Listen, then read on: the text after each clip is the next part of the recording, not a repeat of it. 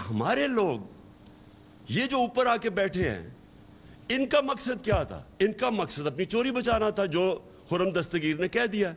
अब जब चोरी बचानी है तो चोरी बचाने के लिए ये फिर से मैं रिपीट करता हूं, अपने सारे इंसाफ के इदारों के कब्र खोद दिया इन्होंने। जो इन्होंने नैब के अमेंडमेंट्स किए हैं, इसका तो सिंपल मतलब ये है कि वाइट कॉलर क्राइम को अब पाकिस्तान में इजाजत दे दी है। सिर्फ वो भैंस चोर और गाड़ी चोर और वो साइकिल चोरों को पकड़ के जेलों में डालो, बाकी इनको तो इजाजत मिल गई है। वाइट कॉलर क्राइम दुनिया में पकड़ना मुश्किल होती है, उसके लिए आपको बड़े वकील चाहिए, सेटअप चाहिए। तो वो बड़ी मुश्किल से नैब बनी थी, नैब ने अच्छे बुरे काम किए, वो कई दफ़ा उनको इजाज़त दी गई। हमारे दौर में इजाज़त दी नैब को। हमारे दौर में 480 अरब रुपया नैब ने रिट्रीव किया था 3.5 सालों में।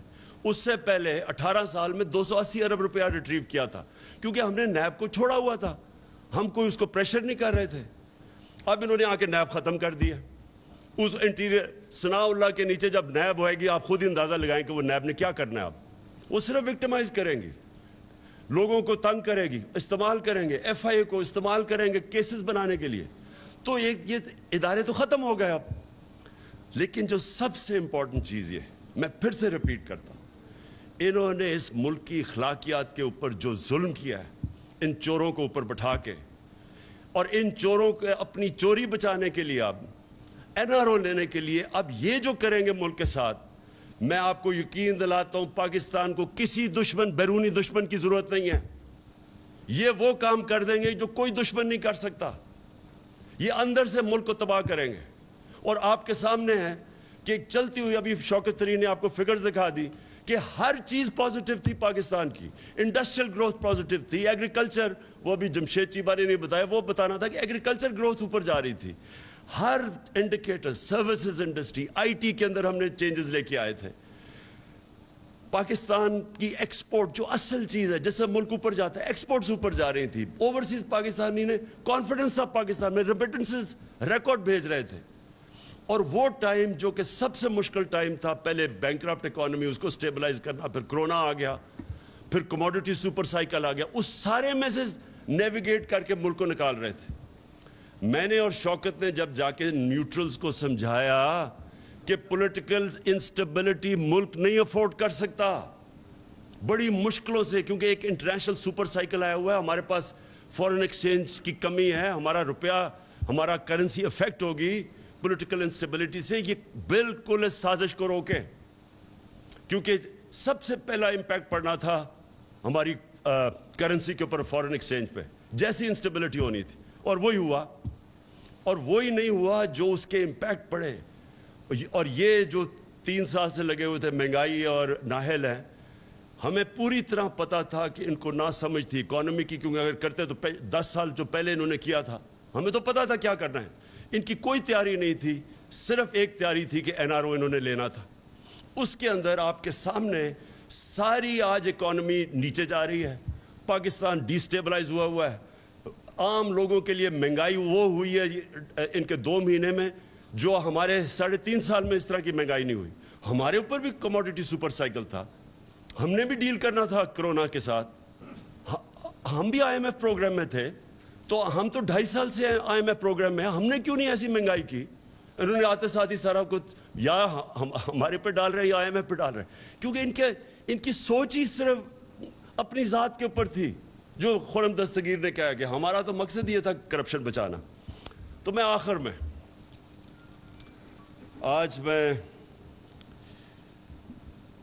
अपने सारे पाकिस्तानियों के सामने कि देखें, ये एक जेन्युइन पाकिस्तान में एक आ गया है क्रॉस रोड्स, या इधर जा सकते हैं या उधर जा सकते हैं। वो न्यूट्रल बीच में रास्ते का वो गियर ही निकल गया। फैसला अब हमने करना है,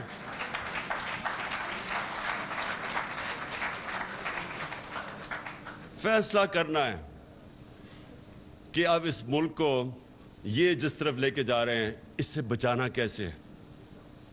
ये जो अगर इनका किसी का ख्याल है, मैं रिपीट करता हूं कि हम जनाब अमेरिका के पैर पकड़ेंगे, वो एम्बेसडर के पास भी पहुंच गया होगा, वो मुझे पता है, मिफ्ता इस्माइल, मैं इमेजिन कर रहा हूं कि वहां जाके ऐसे हाथ जोड़ के बैठ गया होगा کہ جی میں آپ کے جوتے پالش کر دوں, اگر آپ نہیں کرتے تو میں شہباز کو بلا لیتا ہوں, وہ اور زیادہ اچھے کرتا ہے جوتے پالش. اس سے کوئی فرق نہیں پڑنے لگا. امریکن مائنڈ کو سمجھے, ان کی بڑی سمپل فلسفی ہے, دیر از نو فری لنچ. ہر چیز کی قیمت ہے, اور وہ جو قیمت ہے وہ اگر پاکستان اگر وہ قیمت ہم ادا کرنے کے لیے تیار ہیں تو سارا نظریہ پاکستان کو دفن کرنا پڑے گا.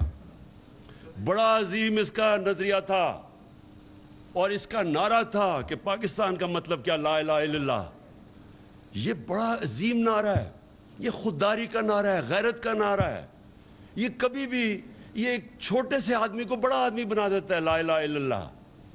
ایک عام آدمی لا الہ الا اللہ کے اوپر خودداری آ جاتی ہے, اس پہ غیرت آ جاتی ہے, رسپیکٹ کرتے ہیں لوگ اس کو.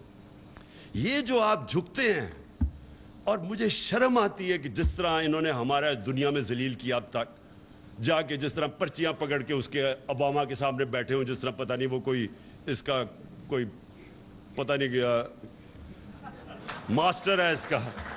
اور دوسری طرح وہ اچھا اوباما تو دور کی بات ہے, یہ امریکن ایمبیسڈر کے سامنے آپ کو دیکھنا پڑے گا کیسے گرتے ہیں یہ.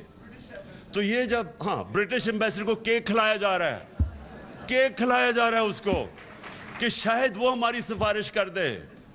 یہ جو بے شرمی ہے, یہ لا الہ الا اللہ اس کو دور کرتا ہے. کوئی نہیں ہے خدا سوائے اللہ کے, کوئی کسی کے سامنے اللہ کا حکم ہے, تمہیں جھکنے کی ضرورت ہی نہیں ہے کیونکہ اللہ ہے. یہ دیکھیں, یہ اب ہم ریلائز نہیں کرتے. میں اتنی دیر سے جب بھی میں یہ کرکٹ بھی کھیلتا تھا مجھے بڑی تکلیف ہوتی تھی.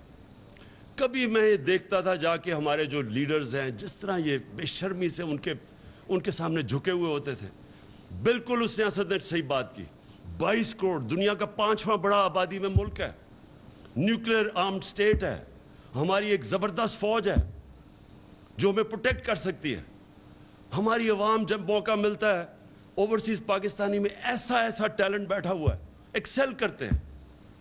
لیکن جب لیڈر یہ شہباز شریف بن جائے اور یہ سارے چور اوپر بڑھ جائے, آپ ایک فیکٹری کے اوپر چوروں کو بٹھائے, فیکٹری آپ کی بند ہو جائے گی. ملک کیسے چل سکتا ہے؟ اس لیے قوم کو اپنے بیسکس کے پر جانا پڑے گا, ہمیں اس کو فائٹ کرنا پڑے گا. میں اس کو جہاد سمجھتا ہوں, حقیقی آزادی کی یہ جہاد ہے. اور اس کے لیے میری آج ساری قوم کو ہے کہ میں نے تو کسی صورت اس کو ایکسیپٹ نہیں کرنا. میں نے تو جو بھی ہو جائے میں نے ان چوروں کا مقابلہ کرنا ہے. میرا صرف آخری ایک سوال ہے اپنے نیوٹرل سے, صرف اس پہ میں ختم کر رہا ہوں اپنی تقریر, کہ اگر گھر کے اوپر ڈاکہ پڑے تو کیا چوکیدار نیوٹرل ہو سکتا ہے؟